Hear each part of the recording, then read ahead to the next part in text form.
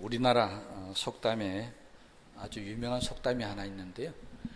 호랑이는 죽어서 가죽을 남기고 사람은 죽어서 이름을 남긴다. 그 속담의 교훈은 우리가 호랑이 가죽 그 비싼 그게 욕심을 내지 말고 우리 이름을 더럽히지 않고 세세토록 우리 이름이 거룩한 이름으로 남겨라고 하는 그런 교훈의 말씀인 줄 압니다. 근데 요즘 우리 살아가는 우리 시대 사람들을 보면은 사람들이 이름을 남기기보다는 가죽을 남기려고 하는 사람들이 참 많이 있습니다. 다른 말로 하면은 자신의 어떤 명예나 거룩성이나 이런 것들보다는 어떻게 하든지 간에 재물이나 권력이나 세상의 것을 가지려고 그렇게 살아가는 사람들이 많다는 것입니다. 그러다 보니까 호랑이는 짐승이죠. 호랑이가 남기는 가죽을 얻으려면은 사람들이 짐승 같은 삶을 살 수밖에 없다는 것입니다. 그래서 오늘날 많은 사람들이 이름을 남기지 않고 가죽을 남기려 하기 때문에 하루하루 살아가는 우리 삶의 모습들이 보면은 정말 인간으로서는 부끄러운 그런 짐승 같은 모습으로 살아가는 것을 우리가 많이 보고 있습니다. 특별히 우리나라는 좀 불행한 나라인 것 같아요. 대통령이 되면 정말 역사의 길이 남을 그런 이름이잖아요. 정말 대통령으로서 국민을 위하고 백성을 위하고 나라를 위한다면 그 이름이 얼마나 역사의 길이 남겠습니까?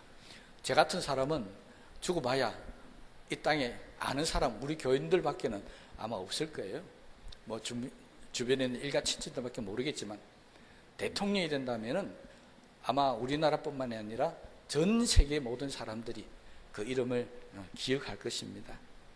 이렇게 좋은 이름을 남길 수 있는 이런 때를 얻었고 기회를 얻었고 위치에 올라갔음에도 불구하고 부끄럽게도 우리가 섬기던 대통령들은 그 이름들이 다 좋은 이름으로 기록될 사람들이 별로 없다고 저는 개인적으로 생각을 합니다.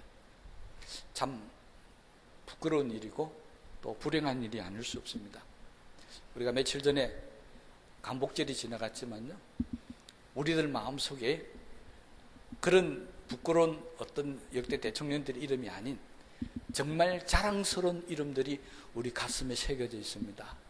유관순, 안창호, 이런 사람들, 안중근, 이런 사람들 이야기만 들어도 자랑스럽고 우리 마음이 얼마나 뿌듯해집니까?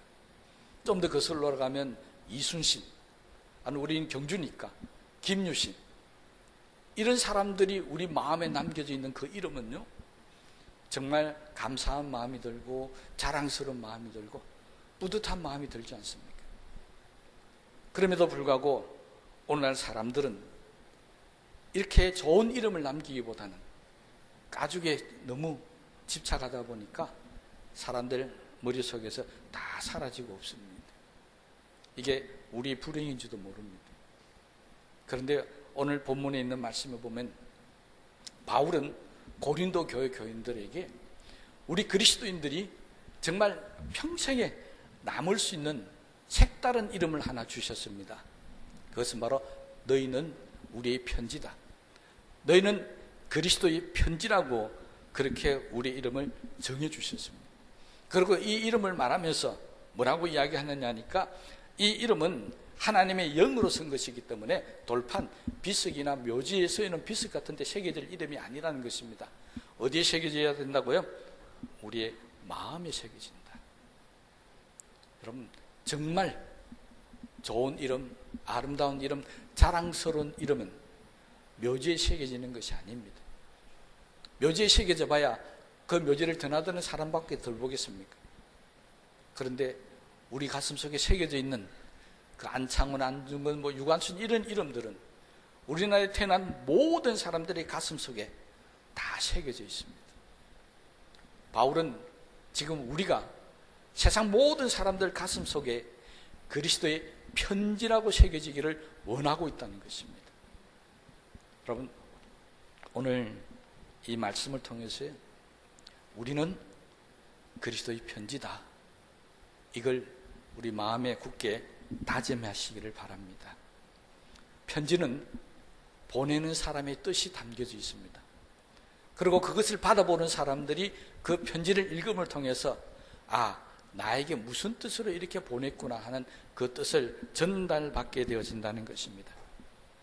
그리스도의 편지라고 하는 의미는 무슨 말이냐니까, 우리를 통해서 그리스도가 세상에 전하고 싶은 그 모든 내용들이 우리 속에 담겨져 있어야 한다는 것입니다.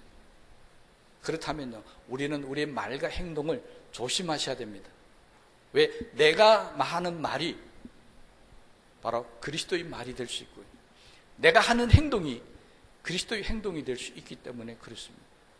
바울이 지금 고린도 교인들에게 너희는 그리스도의 편지라고 한 이야기는 우리가 하는 말과 행동이 정말 예수 앞에 부끄럽지 않게 살아가라는 것입니다. 정말 우리의 행동과 말을 보면서 저들은 정말 그리스도인이라고 그렇게 인정할 수 있는 그런 삶을 살아라고 한다는 것입니다. 그래서 우리는 조심해야 됩니다. 내가 하는 말이나 행동은 예수님을 대신해서 하는 말이다. 그렇다면 우리는 우리의 말과 행동에 대해서 책임을 져야 합니다.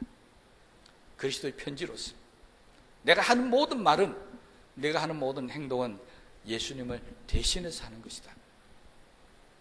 내가 거짓말하면 예수님이 거짓말쟁이가 된다는 생각을 하셔야 됩니다. 사람들 마음속에 저 사람은 거짓말쟁이, 이 정도가 아니고요, 내가 거짓말을 하게 되면 예수 믿는 모든 사람들은 다 거짓말쟁이라고 하는 그런 누명을 쓸 수가 있게 된다는 것입니다. 그래서 우리는 우리의 말과 행동을 조심해야 합니다. 그리고 내가 하는 말과 행동을 통해서 각 사람들 마음속에, 우리 교인들뿐만 아니라 세상 사람들의 마음속에도 그리스도 이름이 아름답게 남겨져야 되고 자랑스럽게 남겨져야 돼요. 감동적으로 남겨져야 합니다. 이게 저와 여러분이 힘든 문제입니다. 저도 목사지만요, 다른 사람 마음에 감동적인 이름으로, 사람으로 과연 남아있을까 굉장히 두려운 이야기입니다. 그렇잖아요. 여러분, 우리 이름들이 사람들에게 알려질 때 저 사람은 참 좋은 사람, 저 사람 정말 예수 그리스도를 닮은 사람, 저 사람을 통해서 우리가 기쁨을 얻고 위로를 얻었다라고 하는 그런 이름으로 기억되어져야 한다는 것입니다. 바울은 바로 고린도 교인들에게 그것을 강조했었습니다. 그래서 우리는 우리 속에 아무거나 담을 수가 없습니다. 그런 편지를 보낼 때는 그 모든 생각과 말들을 압축해서 내가 하고자 하는 말을 전달하지 않습니까? 우리가 하는 말과 행동 속에서 성경 66권이 이야기하는 모든 이야기들이 우리가 하는 말 속에 담겨져 있어야 되고 압축되어져 있어야 됩니다.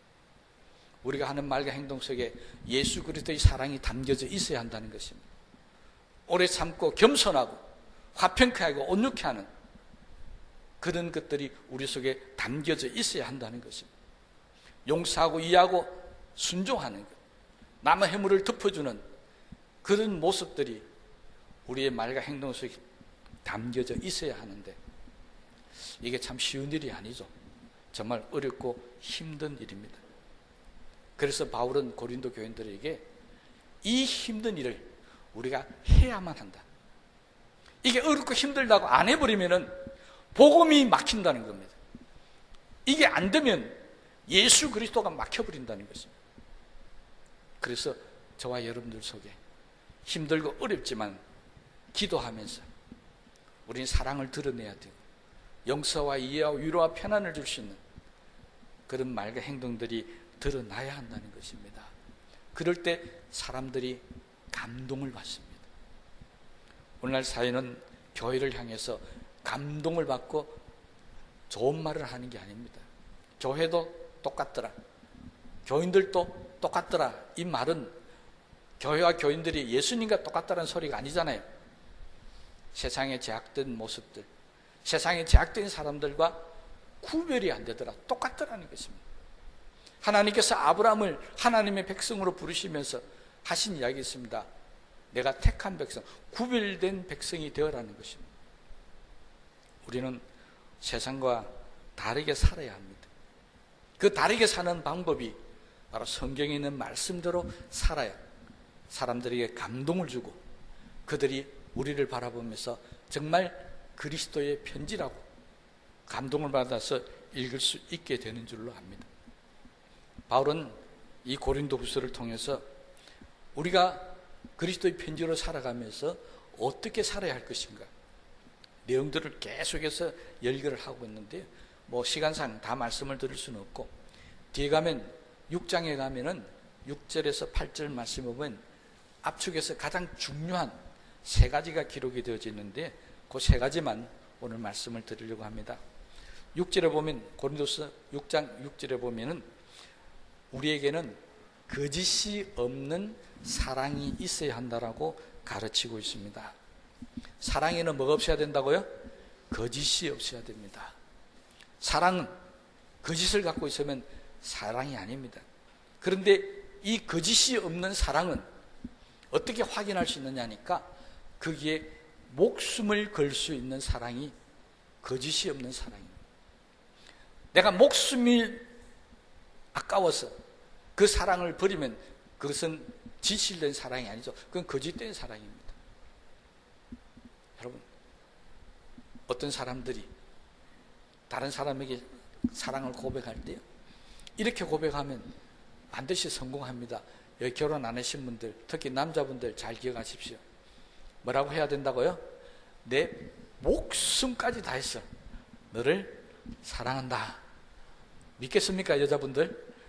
안 믿어도 듣기는 좋아요. 왜? 목숨을 다해서 사랑한다니까. 그것보다 더한 사랑이 어디 있겠습니까? 나중에 지내보니까 다 거짓말이라서 그렇지. 우리는 자기의 사랑을 표현할 때, 내가 거짓이 없다는 것을 표현할 때 내 목숨을 걸고 합니다.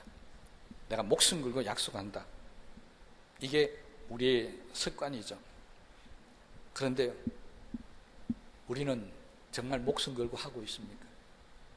아까 제가 우리 정치 대통령 말씀드렸지만 나와서 유시할 때 어떻게 합니까? 나는 내 목숨을 바쳐서 이 나라 민족을 사랑하고 희생하고 봉사하겠습니다. 지나고 보니까 이 나라의 백성을 위해서 목숨을 다한 게 아니고 아까 뭘 남긴다고요? 가족을 남기기 위해서 자기 이익이나 야욕만 쫓아가는 그런 사람들이 우리 가운데 얼마나 많이 있었습니까? 그런 거짓 지도자들이 우리에게 얼마나 많이 있었습니까? 그런데 그들이 교회 장로였고 그들이 교회 안수 집사였습니다. 지금도 마찬가지입니다. 이건 정말 부끄러운 일이 아닐 수 없습니다. 왜요? 그리스도의 사랑은 거짓이 없는 사랑이라고 그랬는데 그들은 사랑을 부르짖으면서 거짓을 말하고 있습니다. 예수님의 사랑은 그게 아니었습니다. 예수님이 이 땅에 오셔서 자신의 사랑을 드러내면서 십자가에서 목숨을 내어주면서 내가 너희들을 사랑한다는 모습을 보여주셨습니다. 하나님이 세상을 이처럼 사랑하는 모습을 독생자 예수 그리스도를 십자가에 못 박아 죽임을 통해서 우리를 사랑한다는 모습을 보여주셨습니다. 그것이 예수님을 통해서 배운 그리스도의 사랑입니다. 그 사랑이 그리스도의 편지에 반드시 담겨져 있어야 한다는 것입니다. 그 그리스도의 편지가 누구라고요? 우리들입니다. 그러므로 우리들 속에 목숨을 다해서 다른 사람들을 사랑하고 그들을 위해서 희생하고 수고하는 그 모습이 담겨져 있어야만이 세상이 우리를 보면서 감동하고 기억하게 된다는 것입니다. 그런데 오늘날 교회와 성도들이 이 거짓 없는 사랑을 잃어버렸습니다. 교회도 이타심보다는 이심이 더 많은 집단으로 점점 바뀌어져 버리고 있다는 것입니다. 우리 세안교회는 목숨을 다해서 하나님을 사랑할 뿐만이 아니라 목숨을 다해서 교회와 이 땅의 성도들과 이 땅에 죽어가는 영혼들을 위해서 수고하고 애쓰는 그런 역사가 있게 되시기를 주님의 이름으로 부탁을 드립니다. 이것이 우리 가운데 있어야 우리는 그리스도의 편지가 될 수 있습니다. 두 번째로 7절에 바울은 우리에게 의의 무기를 이야기하고 있습니다. 무기는 적과 싸울 때 쓰는 도구입니다. 그런데 세상 사람들이 살아가면서 무기로 삼는 것은 의가 아닙니다. 세상 사람들은 자기가 가지고 있는 권력을 무기로 삼습니다. 재력을 무기로 삼습니다. 학력을 무기로 삼습니다. 그래서 세상을 살아가다 보면 학력이 필요하고 재력이 필요하고 권력이 필요합니다. 그런데 바울은 우리의 무기는 그게 아니라는 겁니다. 우리는 세상과 싸울 때 그런 것으로 싸우는 게 아니라고 그랬습니다. 그럼 뭘로 싸웁니까? 의의 무기, 양손에 들고 싸울 수 있는 의의 무기를 진리의 말씀과 하나님의 능력이라고 가르치고 있습니다. 바울은 우리가 세상을 싸울 때 말씀과 하나님의 능력으로 싸워야 된다고 그렇게 고린도 교인들에게 강조하고 있습니다. 그래서 교회에서 매일 강조하는 게 있죠. 말씀을 읽어라. 기도해서 하나님의 능력을 받아라.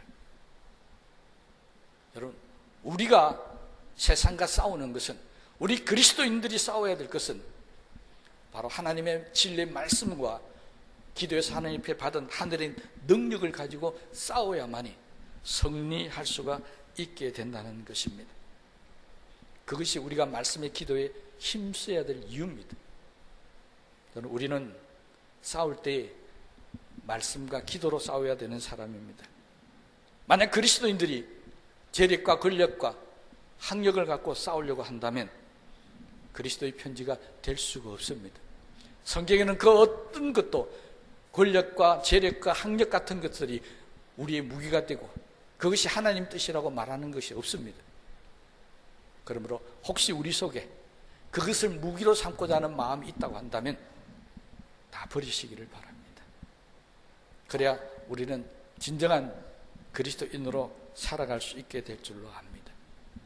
바울은 고린도 교인들에게 이렇게 가르치면서 자신도 세상과 싸울 때 말씀과 하나님의 능력으로 싸우는 모습을 보여주었습니다. 사도들도 역시 마찬가지입니다. 그들이 뭘 갖고 싸웠습니까? 바로 진리의 말씀과 하나님 앞에 엎드려서 환난과 고난이 올 때마다 부르짖었던 그 기도가 그들의 무기였고요. 그렇게 싸워가자 세상은 그리스도인들을 향해서 세상이 감당하지 못할 자라고 그렇게 인정하기 시작했습니다. 여러분, 우리의 무기는 말씀과 기도입니다. 우리는 세상을 싸울 때 이 말씀과 기도로 싸워가야 합니다. 그래야 세상이 우리 앞에 무릎을 꿇게 되어져 있습니다. 그런데 오늘날 많은 성도들이 말씀과 기도로 싸우지 않고 있습니다. 그래서 초대교회 말씀과 기도 앞에 무너졌던 세상이 지금은 곳곳에 교회가 세워져 있지만 말씀과 기도 앞에 무너지지 않고 있습니다. 이게 정말 안타까운 일입니다. 어제도 제가 뉴스를 보면서 서울에서 광화문 시청 앞 광장에서 수많은 사람들이 모여서 집회를 하는 뉴스를 보았습니다. 그 중에 목사님도 계셨고 장로님도 계셨고 집사님들도 계셨습니다. 저는 그런 모습을 보면서 안타깝게 생각했습니다. 우리의 무기는 뭐라고요? 말씀과 기도입니다. 왜 목사가 그 현장에 나가서 싸워야 합니까? 왜 장로, 권사가, 집사가 그곳에 가서 싸워야 합니까? 우리 싸우는 방법을 좀 바꾸십시다. 정말 하나님의 공의와 하나님의 나라가 이 땅에 이루어지기를 원한다면 우리가 싸워야 할 것은 말씀 붙들고 싸워야 하고 기도로 싸워야 합니다. 그래야 세상이 무너질 수 있습니다. 그래야 하나님의 진리를 지켜나갈 수 있게 되는 줄로 믿습니다. 적어도 저와 여러분들만큼은 내 속에 다른 사람들이 전달할 때 이것이 하나님의 말씀이며 이것이 하나님의 능력이라고 전할 수 있는 진정한 그리스도의 편지가 되시기를 주님의 이름으로 축복합니다. 우리 속에 말씀과 능력이 역사하기를 바랍니다. 8절 말씀을 보면 우리는 속이는 자 같으나 참되다, 진실되다는 것입니다. 편지는 사람들에게 감동을 주려면 진실이 담겨져 있어야 합니다. 속이면 감동이 되지 않고 속이면 오래가지를 못합니다.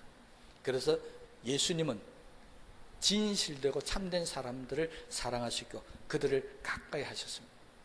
그런데 그 중에 세리와 창기들이 있었습니다. 세상 사람들로부터 죄인이라고 손가락질 받는 그 사람들을 향해서 예수님은 너희들이 참되다라고 그렇게 인정해 주시고 그들을 받아들이고 용납해 주시고 은혜를 베풀어 주셨습니다. 반대로 바리새인들을 향해서, 서기관들을 향해서는 너희는 회칠한 무덤이라고 책망을 하셨습니다.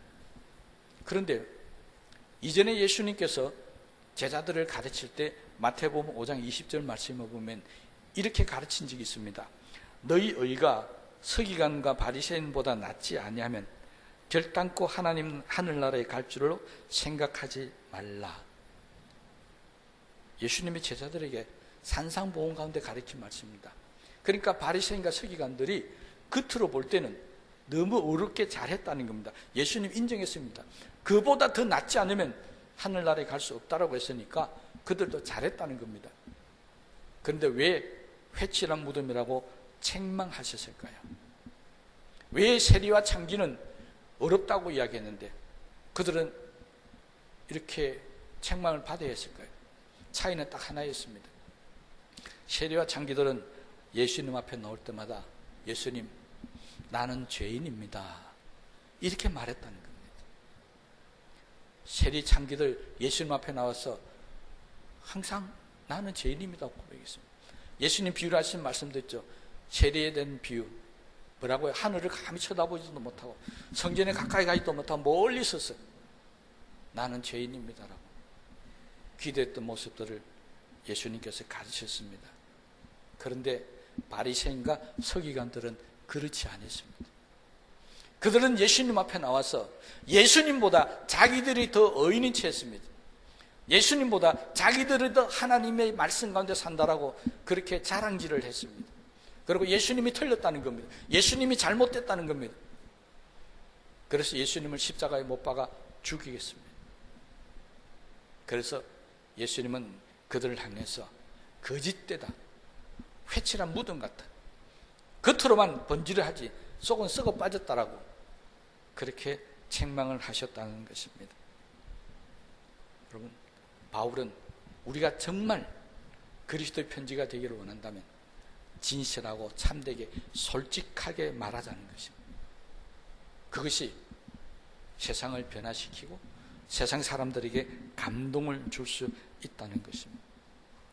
하나님은 우리의 회칠한 모습을 보기 싫어하십니다. 하나님은 내가 하나님 앞에 나올 때마다 하나님, 나는 죄인입니다. 지난 주간에도 한 주간 살아오면서 하나님 모실 때 부끄러운 삶을 살았습니다. 믿음으로 살지 못했고 주님 말씀대로 살지 못했고 내 마음과 내 뜻대로 살았습니다. 오늘도 나는 죄인입니다. 나를 불쌍히 여겨 주시옵소서. 이 모습으로 살아가는 사람들이 진정한 그리스도인의 모습이라고 그렇게 가르치고 있습니다. 여러분, 하나님 앞에서 뿐만이 아니라 우리는 세상 사람들 앞에 나아가서도 그렇게 이야기해야 합니다. 우리는 부족한 사람입니다. 우리 연약하고 우리는 죄가 많은 사람입니다. 그래서 우리는 예수를 믿어야 합니다. 왜요? 그 부족함이 채워지고 연약함이 강해지고 죄를 용서받을 수 있기 때문입니다. 이 고백이 없는 사람들은 하나님 앞에 나와 예배를 드려도 은혜가 안 됩니다. 기도를 해도 하나님의 응답을 못 받습니다. 마치 바리새인처럼 매주일 안식일을 지키고 일주일에 2번씩 금식하고 11조를 꼬박꼬박하고 주변에 있는 사람들을, 가난한 자 불쌍한 자를 돌아보아도 하나님의 은혜 가운데 살 수 없었던 것은 그들이 진실되지 못했습니다. 참되지 못했습니다.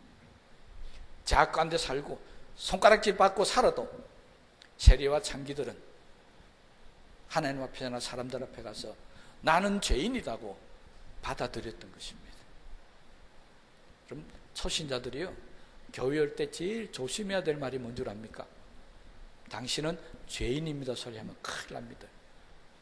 근데 교회에서 초신자들 올 때 꼭 성경 공부 시킨다고 당신은 죄인입니다. 나는 죄를 짓게 예수님이 십자가 보일로 구원받았 이렇게 가르칩니다.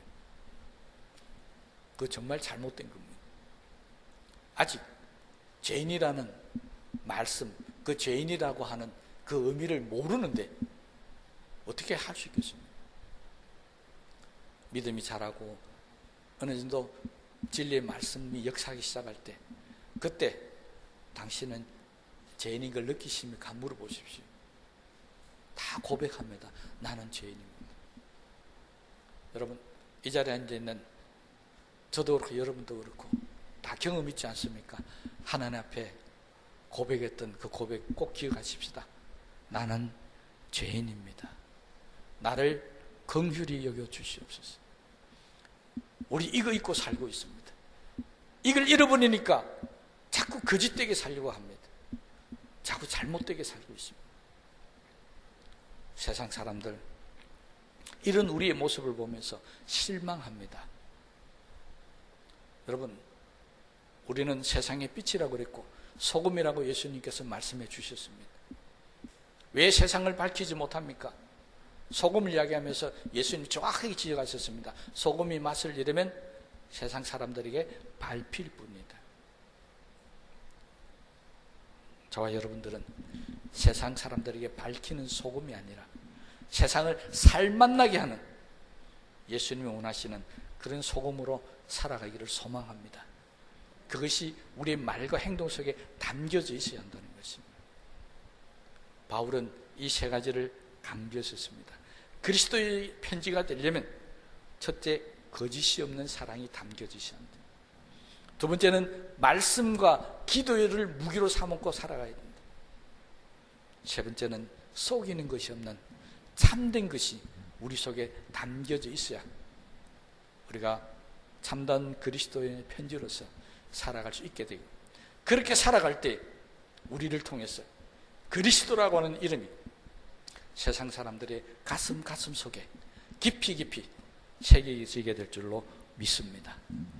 오늘 이 시간 이후부터 저와 여러분들이 우리가 먼저 이것을 회복하십시다. 우리 속에 거짓 없는 사랑 회복하게 되시기 바랍니다. 이제는 세상 모든 것 다 버리고 정말로 하나님의 말씀과 기도로 내 무기로 삼고, 그리고 속이는 것이 없는 진실한 참됨을 가지고 살아가셔서 앞으로 그리스도의 편지로서 그 편지를 읽는 모든 세상 사람들에게 감동을 줄 수 있고 회개하게 만들 수 있고 그들이 하나 앞에 도르게 만드는 그런 놀라운 은혜의 역사가 있게 되시기를 주님의 이름으로 축복합니다. 우리 말씀을 생각하시면서 기도하시겠습니다.